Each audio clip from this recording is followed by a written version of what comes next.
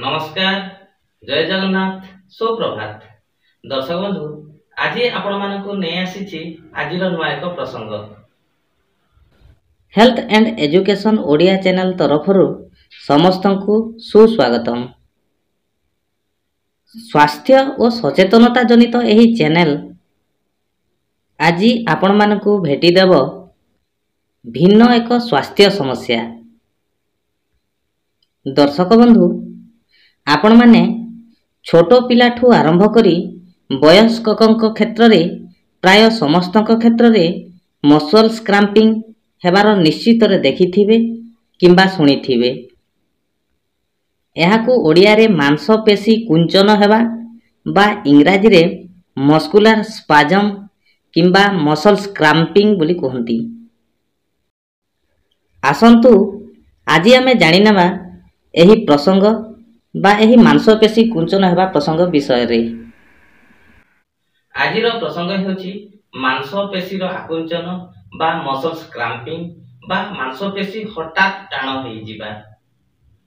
दर्शक बंधु, हठात मांसपेशी कुंचन हेबा बा मसल स्क्रैम्पिंग हेबा बा बाडी भली मांसपेशी शक्त हेबा एहा दैनंदिन जीवन रे एक साधारण समस्या। एही समस्याटी अत्यंत जंत्रणादायक बा भेरी पेनफुल बा कष्टदायक होइथाय।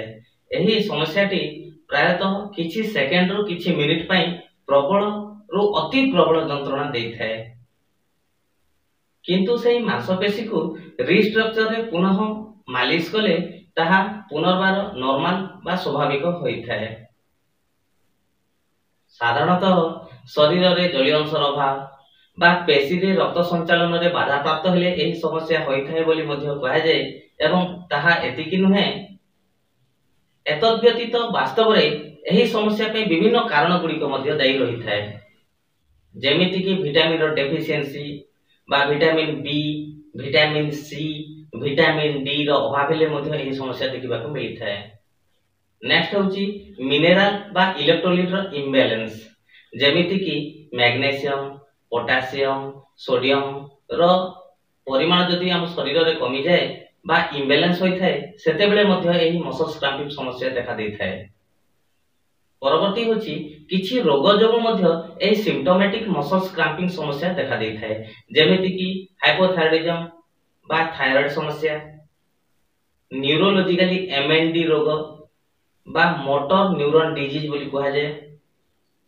नेक्स्ट होची सीकेडी बा क्रोनिक किडनी डिजीज इत्यादि विभिन्न प्रकार रोग थिले मध्य तार सिम्पटोमेटिक लक्षण रूपे मसल स्क्रैम्पिंग मध्य होई थाए।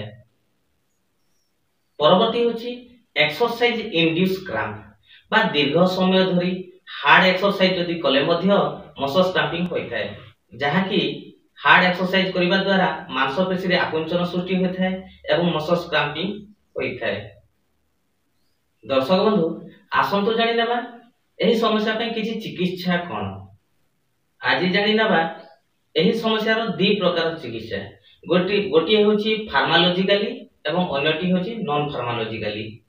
नॉन फार्माकोलॉजिकली माने कोन ना यूनानी, नेचुरोपैथी, फिजियोथेरापी एही चिकित्सा द्वारा मध्य एही मसल स्क्रैम्पिंग समस्या ठीक होई थाए।